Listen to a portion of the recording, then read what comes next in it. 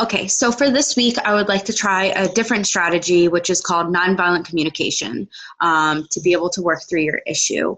It is up of four different parts. It has an observation, a feeling, a need, and a request. An example of nonviolent communication is when you don't respond to text messages. I feel like I'm unimportant because a need for communication is not met. Can you start responding to my text messages as soon as you are able to, in order for nonviolent communication to be successful? I need you both to be empathetic and honest, and to not make moralistic judgments by implying that the other person is neither good or bad. We can't work on finding strategies until you have a full understanding of each other. Do you think you both can agree to that? Yes. Yes. Great. So let's start with an observation. Please leave out all of your judgments. We are trained to think that the other person is wrong. It obscures reality. So let's avoid that. Isabella, why don't you try to go first? Can you communicate your observation of what your mother is doing that's bothering you? Mom, you're too overbearing. Saying she is to anything is a judgment. And this is an observation only. I need you to see the behavior is separate from the judgment. If you make a judgment, your mother might react defensively, and we will not get an effective dialogue.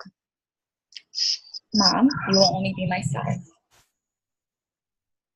Isabella, diagnosis of motives is not an observable behavior.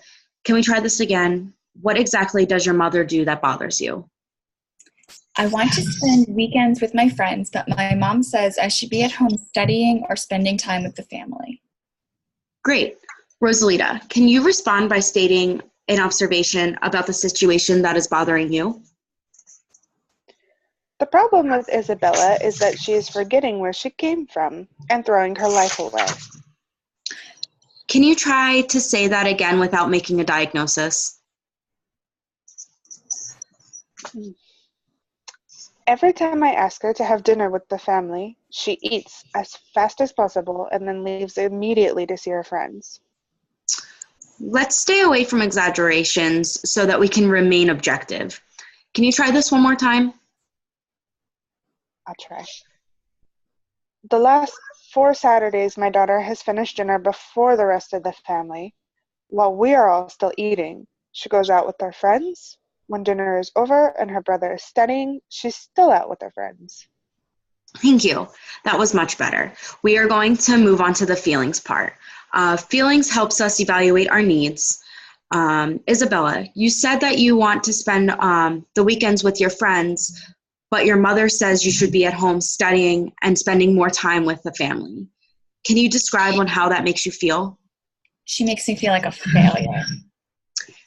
Saying that she makes you feel a certain way is a diagnosis, and that implies that your mom is doing something wrong. It uses feelings as a way to manipulate people. Let's try to stay away from that. Okay. I feel like a failure because I think she believes I'm not living my life the way she wants me to. Saying that you feel a certain way because you think your mom believes is also implying that your mom is doing something wrong. Let's try this again. Okay. I feel frustrated. Good job. Rosalita, can you describe on how that makes you feel? Yes, I feel betrayed. Saying that you feel betrayed is a description of what you think your daughter is doing to you. This is not a feeling. Betrayal is how you are interpreting your daughter's behavior. How are you feeling? I feel scared. That's perfect. Now, you're going to move on to your needs. Behind every feeling, there is going to be a need. Bringing other people's attention to our needs is the most powerful form of communication.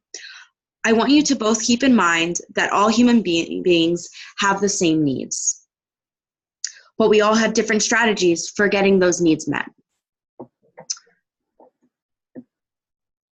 Isabella, what unmet need is causing you to feel frustrated? Nothing I do is ever good enough.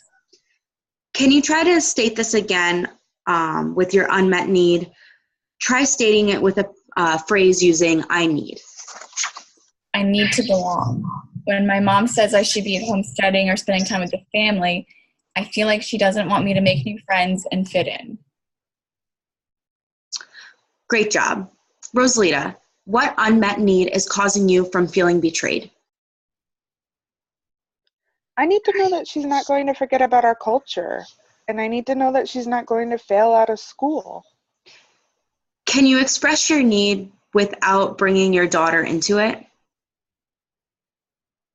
I need to keep our Spanish culture alive now that we live in America, and I need to understand that she feels that education is important to her.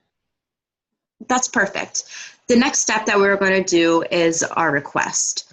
What do you want the other person to do to meet your need?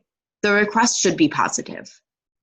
What I mean by that is that you should say what you want, not what you don't want. You also need to be specific and not vague. Isabella, would you mind going first? My request is that you not force me to do things I don't want to do. Remember, the request should be positive, so make sure that we're not using any negative terms. Can you try rephrasing that? Mom, can you let me spend some time on the weekends making new friends and getting accustomed to life in America? That's great. Rosalita, what requests do you have for your daughter? I want her to do as I say. Do you think that you can try this again and use a little bit less of a demand? If your daughter hears a demand, she will lose her interest naturally. Conflicts cannot resolve with demands. What requests do you have for your daughter? I want Isabella to join the rest of the family in celebrating our culture a few times a month, and to not go out with her friends until her homework is done. I think that's a good point, and that's a really good job. Isabella, can you try to put yours all together? I want to spend weekends with my friends, but my mom says I should be at home studying or spending time with the family. I feel frustrated because I need to feel like I belong in our new country. Can you let me spend some time on the weekends making new friends and getting accustomed to life in America? Rosalita, can you respond to this? Yes, I think we can compromise and you can spend some time doing that. I do want you to be happy. That's wonderful. Rosalita, can you put your statement all together? For the last few weekends, my daughter has finished dinner before the rest of the family and goes out with her friends. She has also not finished her homework before going out with her friends.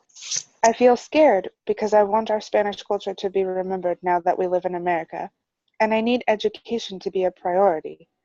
Can you agree to spend time with the family a few times a month and join in on celebrating our culture and to not go out with your new friends until your homework is done? Yes, that's reasonable. That's wonderful.